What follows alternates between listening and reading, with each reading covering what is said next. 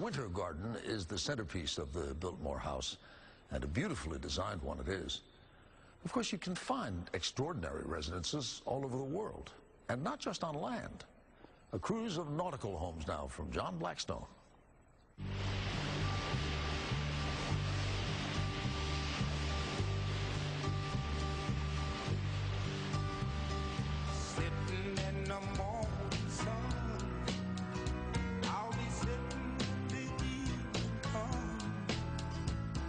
Morning sun on San Francisco Bay, the dock that inspired Otis Redding in the 1960s.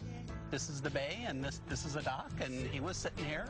Is still providing inspiration to all the others who've made these houseboat docks their home.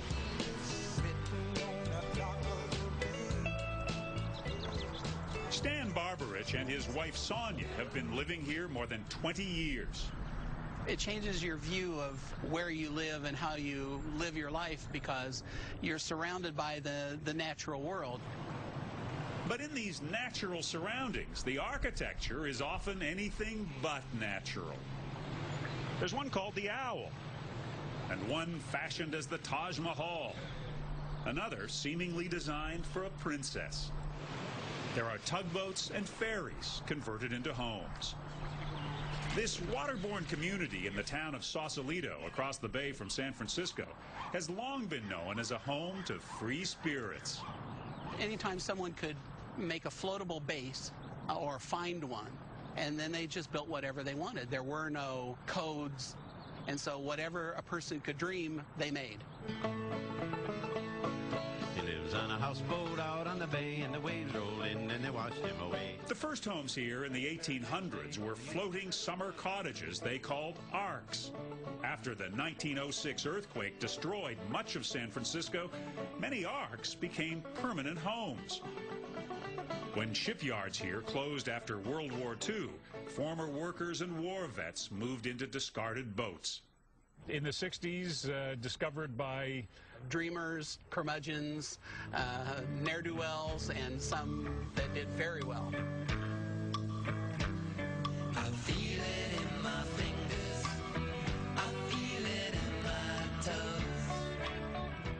People like Jean Varda, Allen Ginsberg, Galen Watts, Shel Silverstein, all of these guys were here, and it was part of the 1960s sort of summer of love phenomenon, but went on for a lot more than a summer. Jim McCullough and Maylie Cook, two 20-year residents, say that, well, there are rules here now. Living on the water means going with the flow.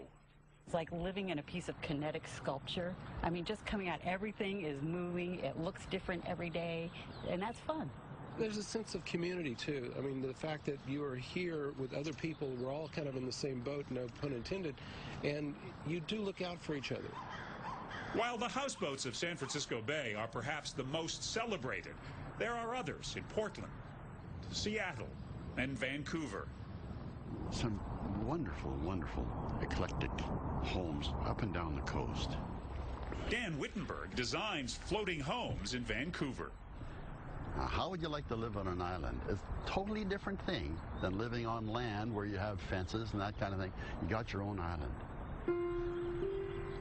Some of those islands are grand. This houseboat in Portland features a copper exterior and a shape inspired by rolling waves. People that are going to live on the river, they want something a little bit crazier than they've been used to. They don't want a normal house. They want something that really, that really stands out. Mark Evans' Portland company built that one, and this multi-million-dollar home for oil man Ted Bentley and his family. It has a turret library, dumbwaiter, full bar and sauna, all designed around a spiral staircase. We saw this staircase in an architectural book, and it's just something that we thought would be an essential design element to the house.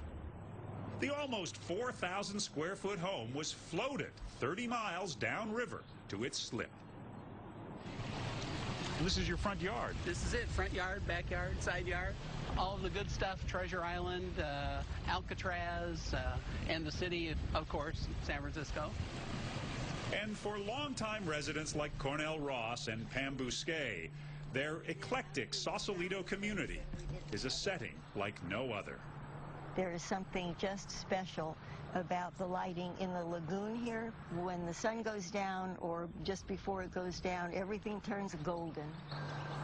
Then you've got a layer of lavender and pinks, and it just sparkles.